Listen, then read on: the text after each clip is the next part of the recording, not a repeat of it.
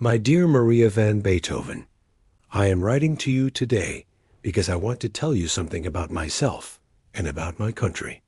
I am a native of the island of Java, and I am now 23 years old. I have been living in Europe for 3 years, during which time I have traveled to various places. I enjoyed my travels, but I prefer to live in Java. When I was a little girl, I spent most of my time in the countryside at my grandparents' house. I always liked reading stories about foreign countries and dreaming about faraway places. One day I heard about the wonders of the outside world. At that time, I didn't realize that what I really wanted was to go out and see those things for myself. My parents sent me to a European school to get a good education. I was taught there until I was 12 years old.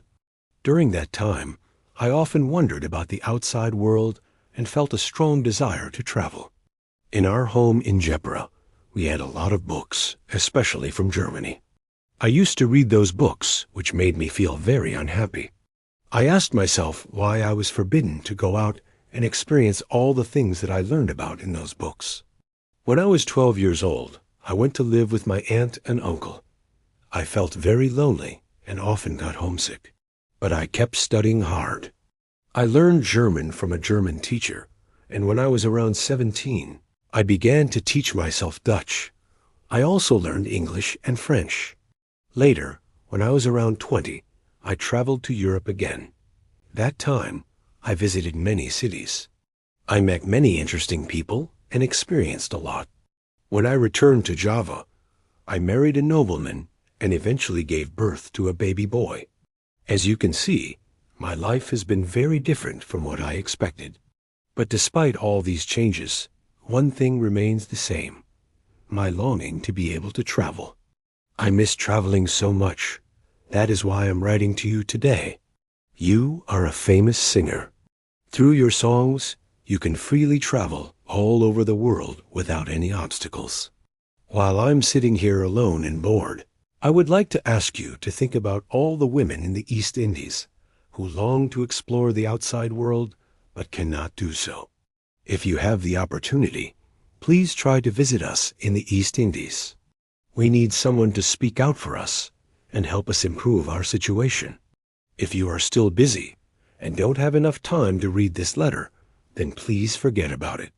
But if you have time and think my request is reasonable, please come to the East Indies.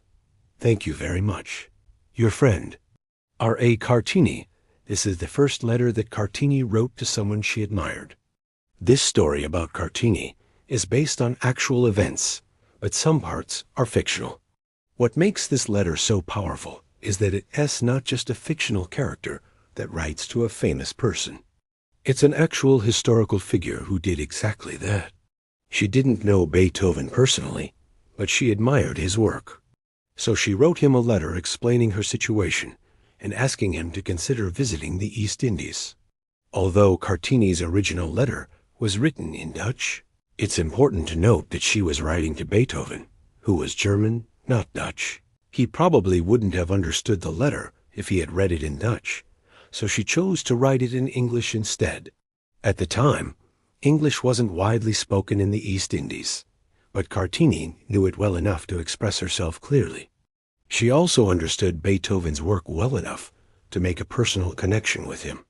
She knew that he was a famous musician and thought that he could help her cause. The letter reveals several important aspects of Kartini's personality. She was well educated and had a good command of English. She was also confident and assertive. She didn't hesitate to state her opinion and make a request. Finally, she was creative and resourceful. She understood the power of celebrity and was willing to use it to advance her cause. Kartini was a pioneer of women's rights in the East Indies, and she used her position as a member of the nobility to do so. Despite facing opposition from traditionalists, she opened schools for girls and fought for the right to education. She also challenged the practice of polygamy, which allows men to have multiple wives. Kartini was a reformer, and she wanted to change the way women were treated in her society. She believed that they should have the same opportunities as men and be free to make their own choices. To achieve her goals, Kartini wrote letters to influential people in Europe, such as Dutch politicians and feminists. She also corresponded with women's rights activists in Japan, where she had lived for several years. Kartini's efforts paid off, and she helped to raise awareness of women's issues in the East Indies. Her work paved the way for future generations of feminists to fight for equality. One of the most important things about Kartini is that she was a role model for women in the East Indies. She showed them that they could achieve their goals through education and hard work. Kartini was also a symbol of hope for the people of the East Indies as a whole. She represented a new generation of leaders who were willing to challenge the status quo and fight for change. When Kartini died in 1904, she left behind a legacy that continued to inspire people in the East Indies for decades to come. Her work helped to lay the foundation for the independence movement that culminated in the founding of Indonesia. Today, Kartini is remembered as a national hero, and her story continues to be told through books, films, and monuments. Her life was cut short, but in that short time, she made a big impact on the world. She was a trailblazer who opened up new possibilities for women, and she never gave up in the face of adversity. Kartini's story is a reminder that one person can make a difference, and that even in the darkest of times, hope can prevail. So what can we learn from Kartini? First, she shows us the importance of education. Education empowers us to become critical thinkers and problem solvers. It gives us the ability to understand the world around us and to make positive change. Second, she teaches us to be confident and assertive. It's important to speak up for ourselves and others, especially when we believe something is wrong. Third, she reminds us to be creative and resourceful. We don't have to follow the same path as everyone else. We can blaze our own trail and make our own rules.